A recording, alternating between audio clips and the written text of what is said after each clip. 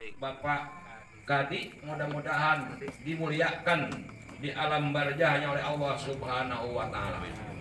Keluarga yang ditinggalkan, apakah itu istri, anak dan lain sebagainya, semuanya semoga diberikan kesabaran atas musibah ini, diberikan kesehatan lahir dan batin, dipanjangkan umurnya, dikuatkan iman dan Islamnya. Amin ya robbal alamin. Begitu juga kita yang hadir, baik saudara dekat, saudara jauh, tetangga, yang datang dari jauh, yang datang dari dekat, semuanya semoga dengan kehadirannya ini menjadi saksi nanti di yaumil qiyamah, merupakan amal soleh dan solehah. Amin ya robbal alamin. Salawat beserta salam semoga pula tercurahkan kepada Nabi kita, yaitu Nabi Muhammad sallallahu alaihi wasallam, keluarganya, sahabatnya, dan sekaligus para pengikut-pengikutnya yang setia hingga akhir zaman nanti, insya Allah termasuk kita semua di dalamnya. Amin ya robbal alamin. Jamaah kaum muslimin yang dimuliakan Allah, sebagaimana yang disebutkan oleh Bapak Mahpudin Saputra tadi, bahwa malam ini malam pengajian Masjid Al Hidayah.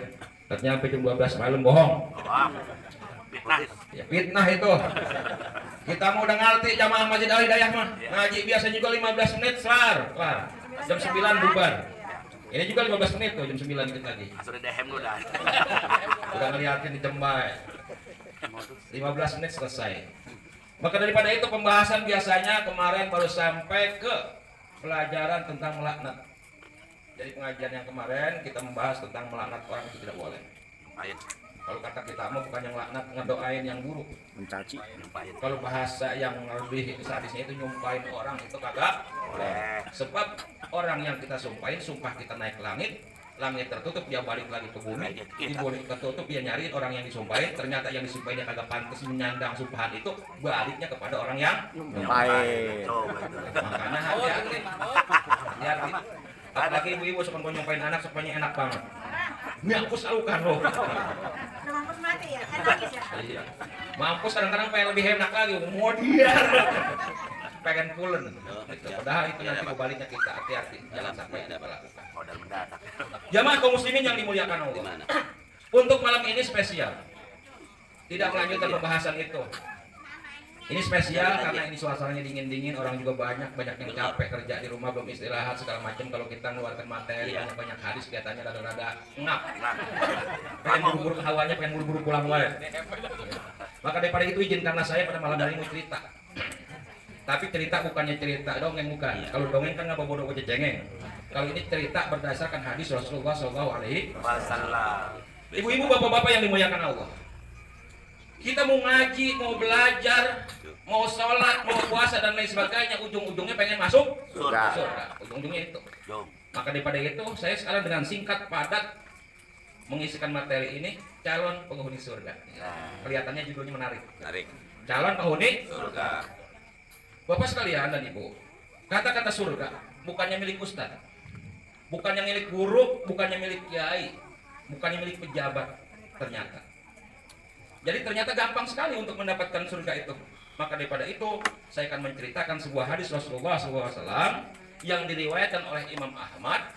Nomor hadis tersebut mustadnya nomor 12.697. Jadi hadisnya sahih. Cerita tapi hadisnya sahih. Kenapa saya cerita pakai bahasa Indonesia? Satu, saya lupa kalau pakai bahasa Arab. Yang kedua, yang ngedengerinnya juga orang arti. Coba itu.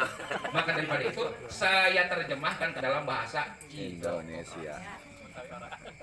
Hadirin yang dimuliakan Allah, dalam sebuah hadis Rasulullah SAW, ketika Rasulullah SAW duduk bersama-sama para sahabatnya di Masjid Nabawi dalam rangka taklim sambil menunggu waktu sholat.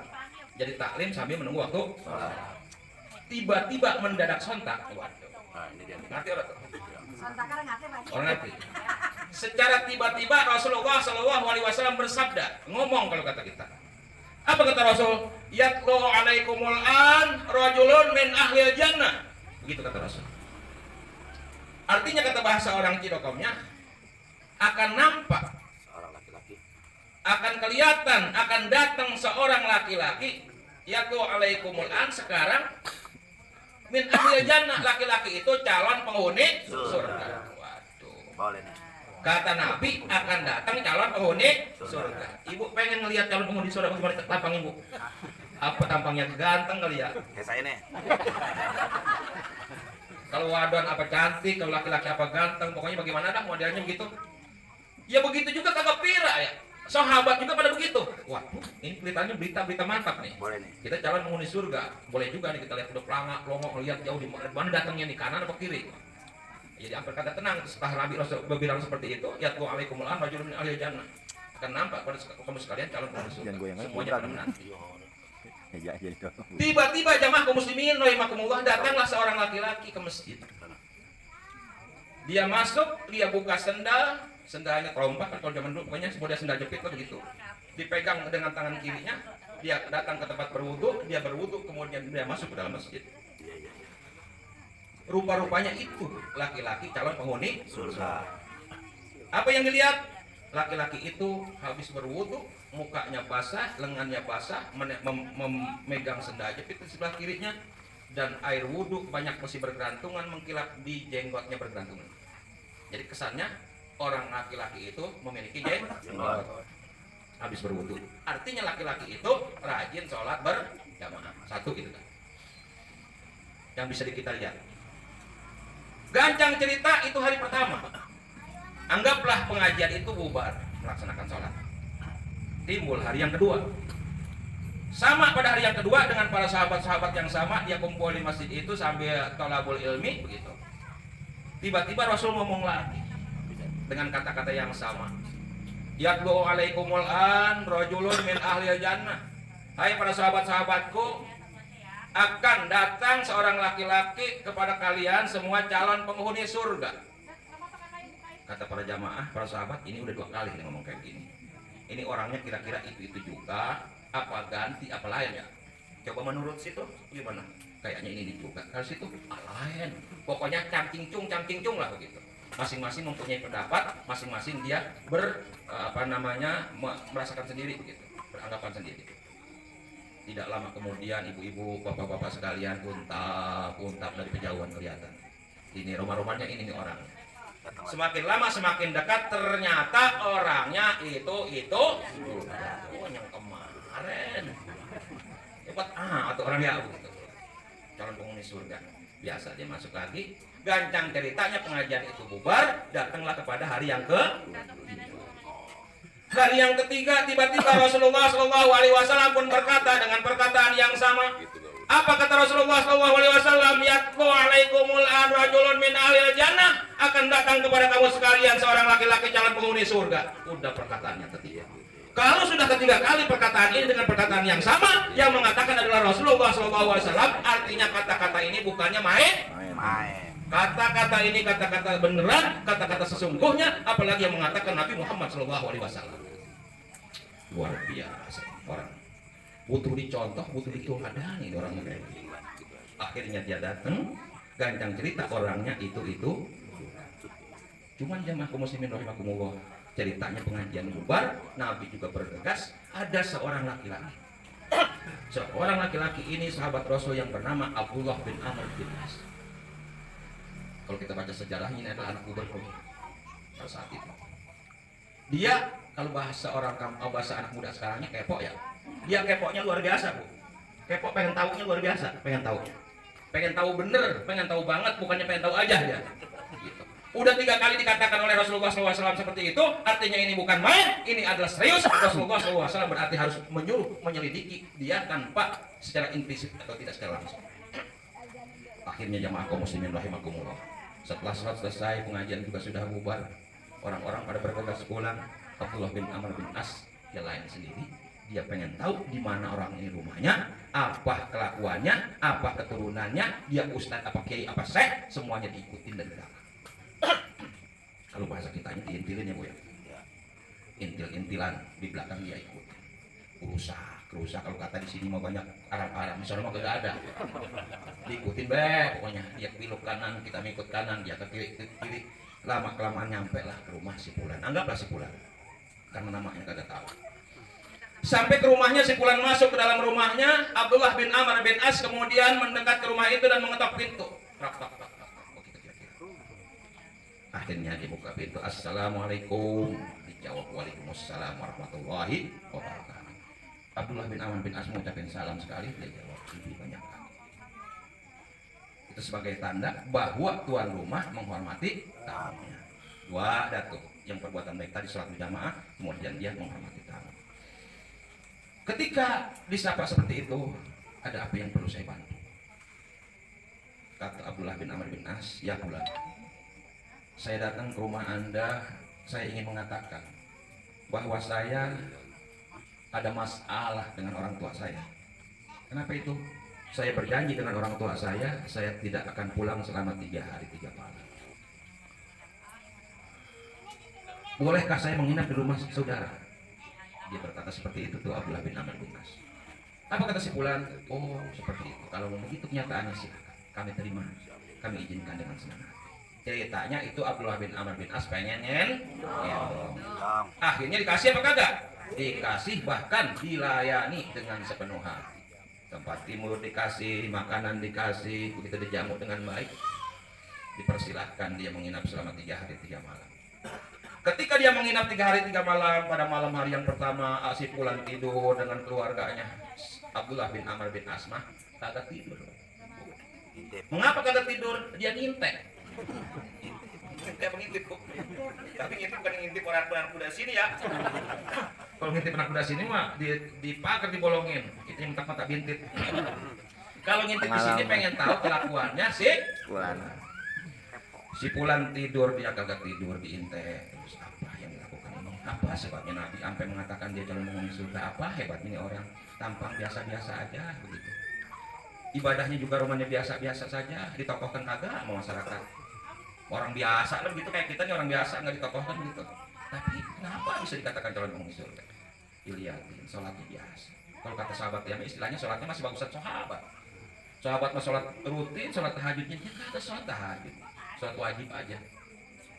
Kemudian ada kelainannya. Emang kalau bicara katanya bicaranya seperlunya, yang baik-baik saja, tidak ada perkataan-perkataan yang buruk. Kemudian kalau dia tidur, mulai tidur berdoa, ketika dia ngelilir, kalau kata ngelilir tapi jaga terus gitu, ingat itu juga berdoa. Mendusir dia berdoa sampai ketiduran lagi. Dia berdoa. Dan kemudian dia ngelilir lagi, berdoa lagi sampai kemudian subuh dia kagak tidur langsung sholat tidur. Begitu terus. Kelihatannya biasa-biasa saja. Hari pertama seperti itu. Hari kedua seperti itu. Bahasanya kagak pernah bahasa yang kotor, yang jorok, gak ada seperlunya. Rajin sholat, kemudian terima tamu dengan baik. Waduh, ini mah biasa-biasa aja. Udah hari kedua masih biasa-biasa aja. Sampai tiba hari yang ketiga biasa-biasa aja. Kalau kata anak muda mah, waduh gua ngendong 3 hari 3 malam jong ini. Jadi kagak ada cerita, kagak ada pelajaran yang memuaskan. Biasa-biasa saja, sholat biasa kan. Baca Al-Quran biasa. Kemudian tidur berzikir biasa. Berkata yang baik-baik, itu mah biasa. Apalagi bagi seorang para sahabat Rasul. Waduh, jongin mah kagak ada cerita baru. Akhirnya sampai hari yang ketiga tidak menemukan hal-hal yang baru. Abdullah bin Amr bin As manggil si Fulan. Ceritanya dia mau pamit, ingin pulang. Udah dah, kalau emang ini ceritanya jong ya jong lah. Kita mau bilang pulang. Ya Fulan tali launa kemari kesini. Bahasa kitanya saya mau ngomong nih. Dia datang mau ngomong apa? Ya sahabat Rasul. Saya sudah 3 hari 3 malam menginap di rumah Anda. Sekarang saya mau pulang. Dan saya mau terus terang kepada Anda. Kemarin saya mengatakan bahwa saya ada masalah dengan orang tua saya sehingga saya harus menginap 3 hari 3 malam di rumah Anda, dan perkataan itu tidak benar. Saya ngebohong. Mengapa? Saya menginap di sini bukannya ada masalah dengan orang tua saya, akan tetapi saya ingin mencontoh amal Anda karena Rasulullah SAW 3 hari berturut-turut mengatakan yatlu alaikumul an rajulun min ahli jannah. Kamu akan melihat seorang laki-laki dalam penghuni surga, sedangkan laki-laki itu adalah kamu orang. Makanya saya penasaran apa yang Anda lakukan dan yang saya akan contoh dalam kehidupan saya sehari-hari. Seperti itu dikatakan oleh Abdullah bin Amr bin As. Apa kata Abdullah bin Amr bin As seperti itu? Jawabannya, ma huwa illa ra'aita ghairu anni la ajidu fi nafsi li ahadin minal mu'minina kisya wala ahsud ahadan a'tahu Allahu iyyahu. Itu kata si Fulan. Arti bu? Orang. Urut terjemahkan makanya. Apa kata si Fulan? Tidak ada satupun yang tersembunyi padaku. Pada diriku ini seperti apa yang kau lihat adanya. Jadi tidak ada yang disumputin. Seperti itulah saya adanya. Cuman ada prinsip saya yang saya selalu lakukan. Satu, saya tidak pernah berbohong kepada siapapun, apalagi kepada orang muslim. Jadi yang kagak kelihatan nih dia omongin, dia punya prinsip tidak pernah bohong. Sama kita kira-kira ya. Beda. Mamor. Ini minta duit, Pak, minta duit, baca jajan, kita sekolah, segala macam, duit dari mana sih? Padahal mah bukan jadi dompet, kalau dompet itu ketahuan. Kalau celana. Tuh, di ini nih lubang sabuk kan lubang khusus itu. Udah gempik, mah. Duit dari mana sih gua? Padahal mah ada, bohong kan begitu kan. Begitu juga ibunya sama. Udah pakai duit yang ada kata lakinya. Lu duit dari mana? Padahal di kutang ada. Di kutang ada diselipkan bawah bantal segala macam. Udah pada ngebohong-bohong lah. Jadi laki sama suami udah orang bedanya. Istri. Sama suami enggak ada suami. Apalagi kalau sama temen. Lo ngomong di mana lo? Di sini. Ayo sini atuh. Ya ntar gua antar. Sekarang gua lagi jalan nih. Belahan mah belum mandi aja. Udah OTW, udah ngebohong lagi Pak. Jadi kita mah kayaknya ngebohong teh lalap ya. Apalagi sama bocah ya Bu ya. Kalau mau kondangan bocah pengen ngikut. Udah sampai ke tenda itu bocah ngeliat mainan. Ngeliat mobil-mobilan kan anak-anakan. Kita kondangan bisa tangan urusannya. Dikasih pas kita bisa tanya-tanya 50.000, kondangannya be 40.000. Itu bocah kena bohong lagi baik. Neng, entar kondangan dulu. Entar jajan mah. Pas kondangan dia mau, habis kondangan libatin ke liwat situ. Liwat ke sono udah ada tukangan. Udah ngebohong lagi baik sama anaknya dosa. Maka daripada itu, kalau pengen jadi calon penghuni surga, jangan suka bohong kepada anak, kepada suami, suami kepada istri, istri pada suami, pada tetangga, pada teman dan lain sebagainya. Kemudian wala ahsudahadawahu atahullah yahu, bukannya cuma kagak ngebohong. Dia yang kedua kagak pernah iri apalagi dengki kepada orang yang mendapat kenikmatan dari Allah Subhanahu wa taala.